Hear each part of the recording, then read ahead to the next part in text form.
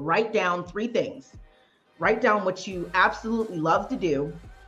Write down what you absolutely hate to do. Write down what you absolutely have no clue how to do. Right? And so what you love to do, all right, you continue doing that as the heart of your business. What you hate to do and what you don't know how to do are two things that you should outsource. And when you're outsourcing, we're talking about not just human resources, but also including technological resources such as AI.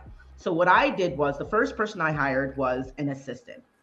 And so I had my assistant, and then I had a social media manager. Now I have those two and a bookkeeper and a PR person. I have a whole bunch of people on my team. But the one thing that I've done in order to lower my costs as a business was I trained my entire team on how to use various AI programs.